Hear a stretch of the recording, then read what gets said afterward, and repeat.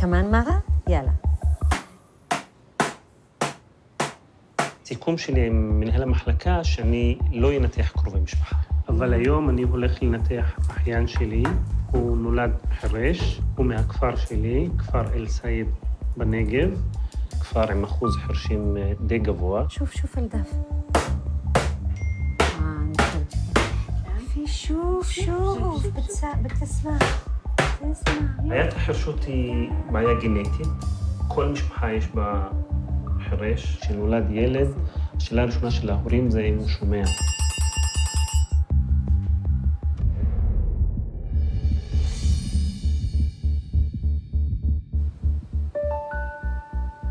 אל-סייד בן שנה ו7 חודשים. חשבו שהוא שומע, הוא עבר סינון, אני חושב. הנה, נכשל בבדיקת סינון. כן. עירית בעצם אחראית על השיקום ועל האבחון לפני ההשתלה. בהתחלה הם חשבו לעשות שתל חד-צדדי, אני לא יודע אם הם שינו דעתם. הקשר שלי עם דוקטור סברי הוא קשר צמוד, גם בקטע של המשכיות, גם בקטע שעם קורות תקלות בדרך. כן. היי, בוקר. היי, בוקר. הבחירה שלי בהתמחות של תחום שיקום השמיעה היא בהחלט נובעת מהרקע המשפחתי שלי. חירשות זה חלק בלתי נפרד מאל-סייד. זה חלק מהנוף של השבט. זו קהילה מאוד מאוד גדולה, מאוד מגובשת, עם שפה ייחודית, בשפת הסמנים. שפה שלא מלמדים אותה ולא לומדים אותה. זו שפה שנולדים איתה ורוכשים באופן אוטומטי. בלאל, פרופסור קפלן, עירית. אני לא רוצה לעשות, הייתי מפחד מזה. דרך דוקטור סברי אמר לנו, עדיף שתעשי... משבט אל-סייד יש לנו כ-30 ילדים. כי מעצם זה שבתוך המגזר יש הרבה נישואי קרובים, אז גם הסיכוי לקות מסיבה גנטית הוא יותר גבוה. סגירת מעגל. סוף סוף אני עוזר מהידע שלי ומהיכולות שלי למשפחה, ואני מחזיר חוש שמיעה לילד חירש, וזה ילד שהוא אחיין שלי. בוקר טוב, מה נשמע? איזה ניתוח אתם באים? הייתי בכיתה ט', אמא שלי התאשפזה, מחלת לב קשה. אני זוכר את כל הרגעים בבית חולים, אני זוכר את הביקור הראשון שלי שם, כשהייתה מורדמת, מונשמת. השיחות עם הצוות הרפואי. אני חושב שזה הסתיים בהצלחה. זאת אומרת, זה שאימא שלי יצאה משם על הרגליים, זה משהו שבהחלט שינה בי משהו כבר בתור ילד, וגרם לי לרצות את זה מאוד. עוד כיסא כן לבוס, וסיכות בבקשה. סכין. ילדים חרשים, יש להם בעיה באוזן הפנימית, ובעיקר בשבלול. תן לי פריר בבקשה. אנחנו עושים חתך אחורית לאוזן, מסיטים את האוזן קדימה, קודחים עם מטבע בתוך העצם הזאת, ודרך החלון אנחנו משתילים אלקטרודה. טוב, יש תגובות מאוד יפות מכל האלקטרודות. אני כקלינאית עושה מדידות בחדר ניתוח, אם האלקטרודות עובדות, אם יש תגובה מהעצב, לעתים נדרש תיקון. זה קצת באוויר, אבל יש חשש כמובן, חשש מתקלות, סיבוכים וכולי, אבל מצד שני יש סיפוק אדיר. כן, נורא מהר. בסדר גמור. זהו, אתה יכול לצאת, אנחנו סגרנו. אם לא מפחדים, לדעתי זה בעיה.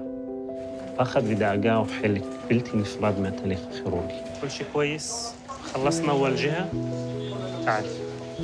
הלך מצוין, לא היה שום בעיות, ובסוף עושים בדיקה, לראות שהצליל נכנס פנימה טוב.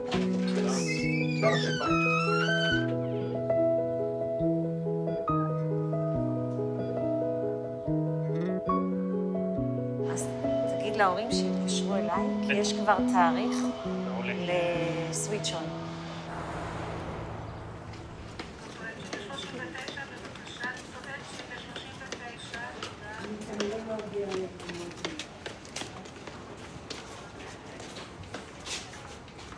אהלן, סלאמי. איך הוא בסדר? מרגיש טוב? كيف حالك يا سلامة؟ وين آذن أذانك؟ وين آذن؟ شوف امسك זה שלך. ככה, חמוד, ככה. תראה. איזה יופי. וואו, כן.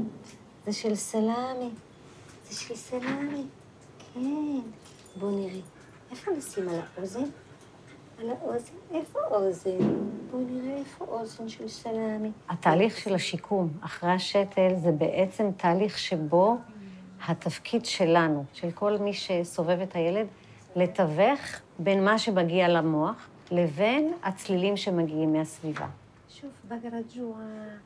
הוא לא מבין שלדברים בעולם יש קול בכלל, יש מושג כזה שנקרא קול. וזה מה שצריך ללמד אותו, וזה המון המון המון עבודה. אבל תראי איזה תגובות יפות. הרגשת שזה עובד? אבל זה לא כואב, נכון? זה חלש, חלש, חלש. יאללה.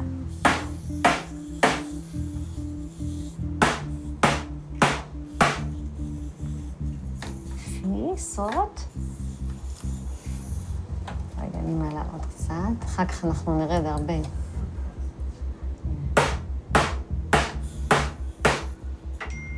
אני חושבת שכן. יפי, שוב, שוב. בתסמה. תסמה. יפי. אלטף. אולי, נסתכל. נכון. אתה שומע משהו, נכון. שוב. תסמה.